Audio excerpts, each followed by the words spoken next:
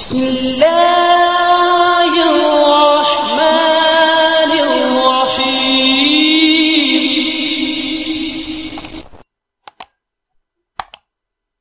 الحمد للہ نحمده ونستعینه ونستغفره ونعوذ باللہ من شرور انفسنا ومن سیئات اعمالنا من يهده الله فلا مضل له ومن يضلله فلا هادي له ونشهد أن لا إله إلا الله وحده لا شريك له ونشهد أن سيدنا وسندنا وشفيعنا وحبيبنا وأولانا ومولانا محمدا عبده ورسوله أرسله الله تعالى بالحق كافة للناس بشيرا ونذيرا وداعيا إلى الله بإذنه وسراجا منيرا أما بعد فأعوذ بالله من الشيطان الرجيم بسم الله الرحمن الرحيم والفجر وليال عشر والشفع والوتر صدق اللہ مولانا العظیم۔ محترم سامعین کرام، یہ قرآن کریم کی ایک سورت کا ابتدائی مختصر سا ٹکڑا ہم نے ابھی تلاوت کیا، جس میں پہلا لفظ اللہ تعالیٰ فرماتے ہیں والفجر، دوسری بات ارشاد فرمائی ولیال عشر، تیسری فرمائی والشفع، اور چوتھی فرمائی والوتر۔ چار باتیں اللہ نے ارشاد فرمائی ہے شروع میں، اور یہ چاروں قسمیں کھائی ہے اللہ نے، اور آگے پھر اللہ پاک کو جو کہنا ہے وہ کہا ہے، لیکن اس سے ہمیں کوئی مطلب نہیں ہے کیا کہا اللہ نے۔ آج ہم اس پر بات کریں گے کہ اللہ نے یہ جو قسمیں کھائی ہیں یہ چار قسمیں اللہ نے کیوں کھائی۔ ویسے عام طور پر قسم کا استعمال اس لیے ہوتا ہے کہ بھئی آدمی کی بات اگر کوئی تسلیم نہیں کر رہا، بات پر کوئی یقین نہیں کر رہا، تو بات میں پختگی پیدا کرنے کے لیے قسم کا استعمال ہوتا ہے۔ وہ آدمی قسم کھا کر اپنی بات منوانا چاہتا ہے۔ دوسرا ایک فقہ کا قانون ہے، فقہ کا قاعدہ ہے، جہاں قسم کا استعمال ہوتا ہے البینۃ علی المدعی والیمین علی من انکر، یعنی کسی شخص نے کسی بات کا دعویٰ کر دیا کہ بھئی یہ دکان میری ہے، یہ زمین میری ہے، فلاں چیز میری ہے۔ اب معاملہ جب قاضی کے سامنے جائے گا تو قاضی اس سے گواہ مانگے گا کہ بھئی آپ دعویٰ کرتے ہیں کہ یہ چیز آپ کی ہے، گواہ پیش کرو، چیز آپ کو دے دیں گے۔ اب اور اگر وہ گواہ نہیں پیش کر سکتا تو کوئی دوسرا شخص ہے جو اس کی بات کا انکار کر رہا ہے کہ نہیں بھئی یہ اس کی نہیں ہے، تو انکار کرنے والے سے قاضی قسم مانگے گا۔ والیمین علی من انکر، انکار کرنے والا قسم کھا لے تو وہ بات اس کی ثابت ہو جائے گی۔ یہ فقہ کا قاعدہ ہے۔ تو ان چیزوں کے لیے قسم کا استعمال ہوتا ہے،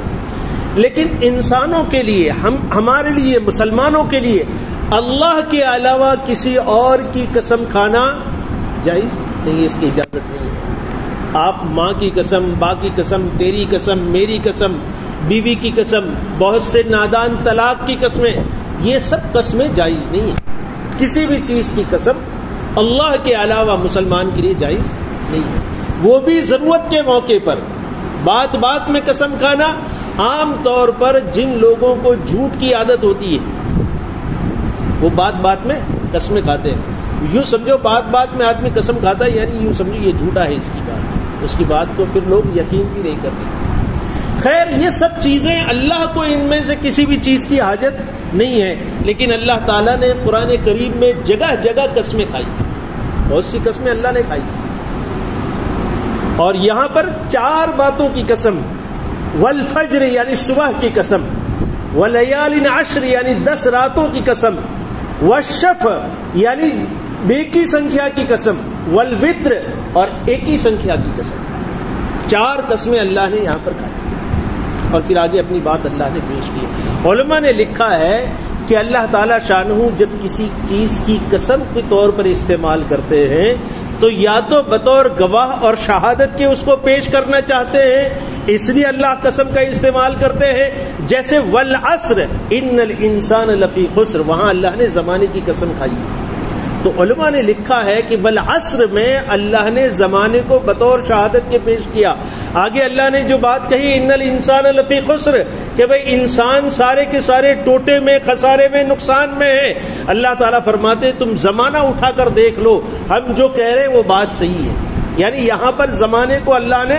عصر، یہ زمانہ ہے عصر کے معنی، تو وہاں پر جو زمانے کی قسم کھائی ہے اس لیے کھائی ہے کہ اسے بطور گواہ اور شہادت کے اللہ نے پیش کیا ہے کہ ہم جو بات کہہ رہے ہیں پوری تاریخ اٹھا کر آپ دیکھ لو، زمانہ اٹھا کر دیکھ لو، بات وہی ہوگی جو ہم کہہ رہے ہیں، اس میں دوسری بات نہیں ہوگی۔ ان الانسان لفی خسر، کہ تمام انسان نقصان میں، خسارے میں، گھاٹے میں ہیں، الا الذین آمنوا وعملوا الصالحات وتواصوا بالحق وتواصوا بالصبر، لیکن وہ لوگ جو نیک کام کرتے ہیں،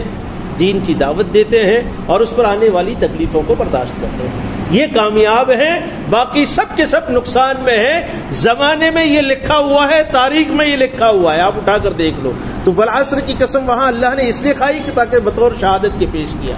یا یہ کہ کبھی کبھی اللہ تعالیٰ اپنی مخلوقات کی قسم اس لیے کھاتے ہیں تاکہ ان کی کسی خصوصیت کو، ان کی عظمتوں کو اللہ بیان کرنا چاہتے ہیں، اس لیے ان چیزوں کی قسم کھاتے ہیں۔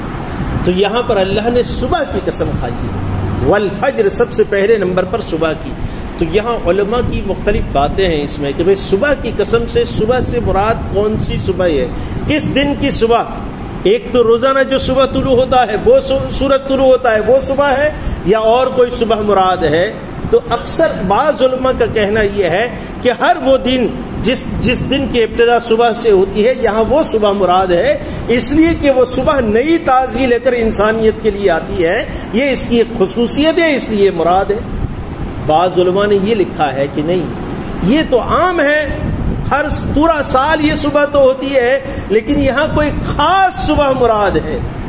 جو تمام دوسری صبحوں سے مختلف ہے، اور وہ کون سی صبح ہے؟ 10ویں ذی الحجہ کی صبح ہے، وہ مراد یہاں پر ہے۔ تو وہ کیوں مراد ہے، اس کی کیا خصوصیت ہے؟ علماء فرماتے ہیں کہ اسلامی اعتبار سے دن کی ابتدا مغرب سے ہوتی ہے، یعنی جمعہ کا دن کل کی مغرب سے شروع ہو گیا تھا، آج مغرب تک رہے گا، آج مغرب جیسے سورج غروب ہوگا ویسے سنیچر کی ابتدا ہو جائے گی، تو ہر رات آنے والے دن کے تابع ہوتی ہے، یعنی گزشتہ جو رات گئی وہ کون سی رات تھی؟ جمعہ کی رات تھی، اب جو رات آئے گی وہ کس دن کی آئے گی؟ سنیچر کی رات آئے گی۔ لیکن 10ویں ذی الحجہ کا دن ایسا ہے جس دن کے ساتھ کوئی رات نہیں ہے، اس کی شروعات مغرب سے نہیں ہوتی، بلکہ اس کی شروعات کب ہوتی ہے؟ صبح صادق سے ہوتی ہے۔ یہ انوکھی صبح ہے، یہ ایک صبح ایسی ہے پورے سال میں جس کا تعلق رات سے نہیں ہے، وہ الگ سے صبح سے شروع ہوتی ہے۔ عام دن اسلامی قانون کے اعتبار سے مغرب سے شروع ہوتے ہیں، لیکن 10ویں ذی الحجہ کی صبح یہ صبح صادق سے شروع ہوتی ہے۔ تو یہ اس کا ایک انوکھا پن ثابت کرنے کے لیے اور اس کی ایک خصوصیت بتانے کے لیے اللہ تعالیٰ نے والفجر کہا ہے، تو اس سے مراد 10ویں ذی الحجہ کی صبح ہے۔ یہاں یہ بھائی وہ کیسے آپ کہتے ہیں کہ مغرب سے شروع نہیں ہوتا 10ویں ذی الحجہ کا دن اور صبح صادق سے شروع ہوتا ہے؟ تو علماء نے یہاں فقہ کا ایک مسئلہ لکھا ہے کہ حاجی 9ویں ذی الحجہ کو عرفات کے میدان میں ہوتا ہے، اور عرفات کی حاضری وہی حج ہے۔ آدمی سارے کام کیے، عرفات میں نہیں پہنچ سکا، اس کا حج نہیں ہوا۔ عرفات میں آدمی سوتے سوتے بھی پہنچ گیا، کچھ بھی نہیں کیا، اس کو معلوم بھی نہیں کہ وہ عرفات گیا تھا، نیند میں تھا، بس میں بیٹھا تھا، سواری میں بیٹھا تھا، اوپر ہیلی کاپٹر سے گزر گیا عرفہ کے دن، اس کا عرفہ ہو گیا اور حج اس کی ہو گئی۔ تو عرفہ کی حاضری وہی اصل حج ہے۔ اور عرفہ کی حاضری چونکہ عرفہ 9ویں ذی الحجہ اگلی رات سے شروع ہوتا ہے مغرب سے، اور اگر کوئی آدمی دن بھر عرفہ میں نہیں پہنچ سکا اور اس کے بعد والی رات جو ہے اس کی صبح صادق سے پہلے بھی وہاں پہنچ گیا تو اس کا عرفہ معتبر ہے۔ تو 9ویں ذی الحجہ کی 2 راتیں ہیں، ایک رات اس کی پہلے والی رات بھی اس کی تابع ہے اور اس کی بعد والی رات بھی اس کی تابع ہے۔ تو 9ویں ذی الحجہ کی 2 راتیں ہو گئی، تو پھر 10ویں ذی الحجہ کی ابتدا کب سے ہوگی؟ صبح صادق سے ہوگی۔ اس وجہ سے یہاں پر جو صبح ہے وہ ایک انوکھی صبح، وہ 10ویں ذی الحجہ کی صبح ہے، وہ مراد ہے والفجر سے۔ ولیال عشر، آگے اللہ تعالیٰ فرماتے ہیں اور 10 راتوں کی قسم۔ تو اس میں بھی علماء کے مختلف اقوال ہیں۔ بعض علماء فرماتے ہیں لیال عشر سے محرم کی 10 راتیں مراد ہیں، بعض علماء فرماتے ہیں لیال عشر سے رمضان کے پہلے عشرے کی 10 راتیں مراد ہیں۔ بعض علماء نے یہ بھی لکھا ہے کہ حضرت موسیٰ علیہ السلام کو اللہ نے کوہ طور پر جن 10 راتوں کے لیے بلایا تھا وہ 10 راتیں مراد ہیں۔ مختلف اقوال ہے، لیکن راجح قول یہ ہے کہ عشرہ ذی الحجہ کے پہلے عشرے کی 10 راتیں مراد ہیں، اس لیے کہ یہ راتیں اس لیے قیمتی ہے کہ اللہ کے پیارے حبیب حضرت محمد الرسول اللہ صلی اللہ علیہ وسلم ان 10 راتوں کے متعلق اور ان 10 دنوں کے متعلق ارشاد فرماتے ہیں کہ عشرہ ذی الحجہ کی ہر رات لیلۃ القدر کے برابر ہے، عشرہ ذی الحجہ کی ہر رات لیلۃ القدر کے برابر ہے، اور عشرہ ذی الحجہ کے ہر دن کا روزہ 1 سال کے روزوں کے برابر ثواب رکھتا ہے۔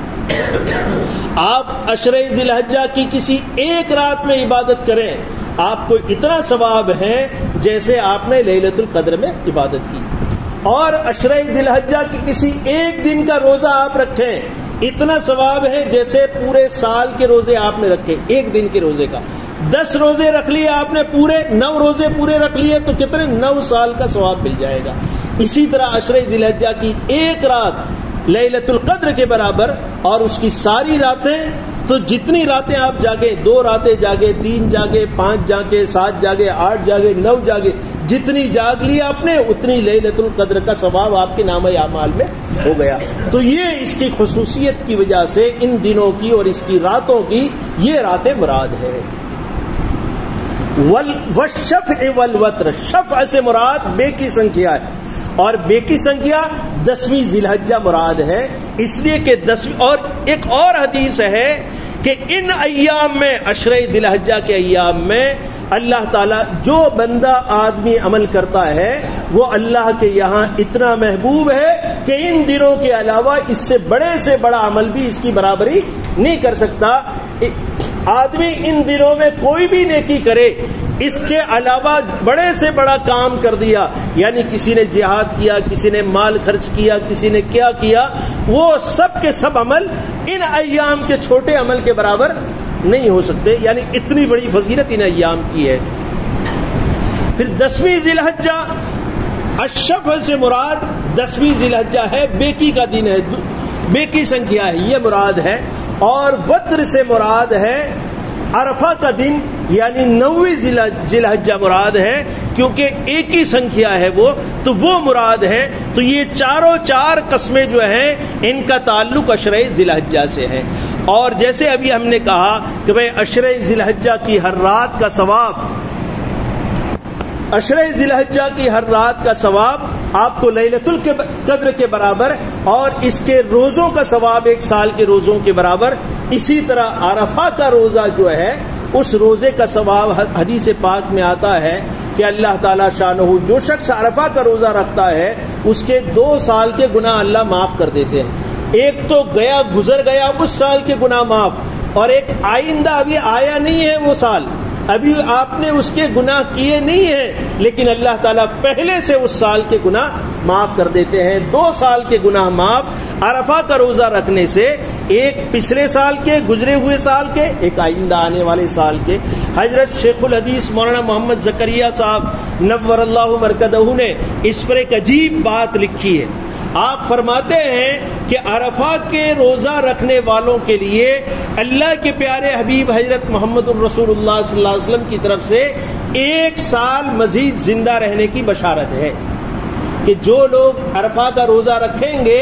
ان کی زندگی عرفہ تک تو ہے ہی ہے، لیکن عرفہ کے بعد آئندہ عرفہ تک بھی وہ زندہ رہیں گے، کیونکہ آئندہ 1 سال کے گناہ معاف ہونے کا وعدہ اللہ نے کیا ہے، تو گناہ ہوں گے تو معاف ہوں گے، گناہ ہے ہی نہیں تو معاف ہونے کا سوال نہیں. اور گناہ ہونے کے لیے دنیا میں ہونا آدمی کا ضروری ہے, جنت میں جا کر یا قبر میں جا کر نیکی یا گناہ کا کوئی سوال نہیں ہے. اس لیے حضرت فرماتے ہیں کہ روزہ رکھنا عرفہ کا وہ ایسا ہے کہ تمہاری یہ ایک سرٹیفکیٹ ہو گیا, یہ پکی بات ہو گئی, یہ گارنٹی ہو گئی کہ آئندہ عرفے تک تم کو زندہ رہنا ہے. اللہ نے اگر تمہیں توفیق دے دی روزہ رکھنے کی تو آئندہ 1 سال تک تمہاری زندگی پکی ہے. تو اس میں بشارت ہے اللہ کے رسول صلی اللہ علیہ وسلم کی طرف سے روزہ رکھنے والوں کے لیے. اللہ تعالی شانہ ہم تمام کو ان ایام کی قدردانی نصیب فرماوے, اس کے دنوں کی قدردانی نصیب فرماوے, اس کی راتوں کی قدردانی نصیب فرماوے. اس میں اللہ نیک اعمال کی توفیق دے, روزے رکھنے کی توفیق عطا فرماوے, راتوں کو اٹھ کر عبادت کی توفیق عطا فرماوے, اور کم سے کم عبادت نہ کر سکیں تو ان دنوں میں اور ان راتوں میں اللہ تعالی ہم تمام کو گناہوں سے اور برائیوں سے بچنے کی توفیق عطا فرماوے, اور خاص طور پر عرفہ کا روزہ رکھنے کی توفیق عطا فرماوے جس میں 2 سال کے گناہوں کی معافی اور 1 سال کی زندگی کی گارنٹی اللہ تعالیٰ نے اس میں دی ہے. اللہ تعالیٰ ہمیں عمل کی توفیق عطا فرماوے. وآخر دعوانا ان الحمد للہ رب العالمین.